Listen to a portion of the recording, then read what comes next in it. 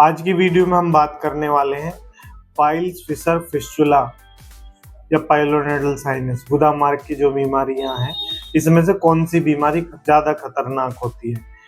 देखिए, चाहे आपको पाइल्स है, पाइल्स का अगर आप टाइम से इलाज नहीं कराते हैं तो पाइल्स में जब लगातार ब्लीडिंग होने लगती है तो उससे क्या होता है, लगातार खून गिरने की वजह से आपको एनीमिया हो सकता है, खून कम हो सकता है, जिससे आप चक्कर खा के भी गिर सकते हैं और आपको आईसीयू में भी पाइल्स पहुंचा सकती है।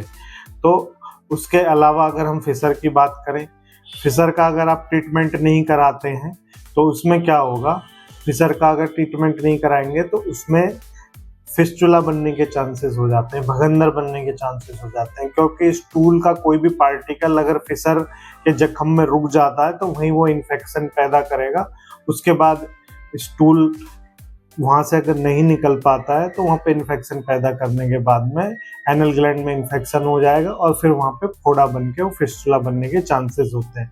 इसके अलावा अगर हम फिस्टुला की बात करें, फिस्टुला कितना खतरनाक हो सकता है। जनरली फिस्टुला में क्या होता है, एक ट्रैक बनता है, एक ट्रैक से पस आना शुरू हो जाता है, बाहर आपको छोटी सी फुंसी दिखाई देगी। इस प्रेजेंटेशन के साथ में पेशेंट हमारे पास आता है। लेकिन जब अगर आप उसको नेग्लेक्ट करते हैं, उसका टाइम से ट्रीटमेंट नहीं कराते हैं तो कई बार मल्टीपल ओपनिंग, मतलब कई सारे रास्ते बना लेता है। क्योंकि जब अगर प्रेशर से वो जो पस रहता है, प्रेशर के कारण वो बाहर नहीं आ पाता है, तो जो एनल कैनाल होते हैं उसमें छोटे छोटे कुछ स्पेस होते हैं जिसमें वो पस ट्रेवल करता है और जिधर से भी निकलेगा वहीं एक नया वो बना लेगा। और अगर ये हाई एनल की तरफ चला जाता है तो फिस्टुला को ट्रीट करना उतना ही मुश्किल हो जाता है। तो इसलिए कोई भी बीमारी है, चाहे आपको पाइल्स है, फिशर है, फिस्टुला है, उसको आपको नेग्लेक्ट नहीं करना है, उसको आपको छोड़ना नहीं है। सारी बीमारी आसानी से ठीक नहीं होती है, इनको ठीक करने के लिए काफ़ी कड़ी मशक्कत करनी पड़ती है। अब जो लास्ट बीमारी की मैं बात करने जा रहा हूँ उसको बोलते हैं पाइलोनेडल साइनस। उस बीमारी में क्या होता है, रीढ़ की हड्डी का जो नीचे वाला हिस्सा होता है वहाँ पे पेशेंट को एक छोटी सी फुंसी बनती है और उसमें से पस आना शुरू हो जाता है। जब वहाँ से पस आना शुरू हो जाता है तो पेशेंट उसको नेग्लेक्ट करता है, उसको लगता है कोई छोटा सा बाल तोड़ हुआ है जो दवाइयों से बैठ जाता है, लेकिन बार बार ऐसा करने से वो नहीं बैठता है।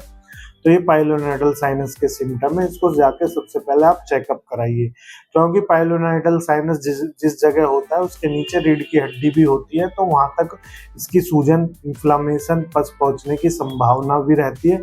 या कई बार ऐसा भी देखने को मिला है जिनको पाइलोनेडल साइनस हुआ है, वो पाइलोनेडल साइनस सीधा एनल कैनाल में गुदा मार्ग के रास्ते की तरफ ट्रेवल कर जाता है उसका पस, तो उसको ट्रीट करना भी मुश्किल हो जाता है। तो सारी बीमारियां ये ऐसी हैं जिसको आपको नज़रअंदाज नहीं करना है, अपने टाइम से आप इलाज कराइए और अपनी बीमारी को ठीक कराइए। और बिना देखे, मैं हमेशा यही बात बोलता हूँ, बिना डॉक्टर का चेकअप करवाए, बिना स्पेशलिस्ट का चेकअप करवाए कोई भी आप दवाई ना लें। Thank you.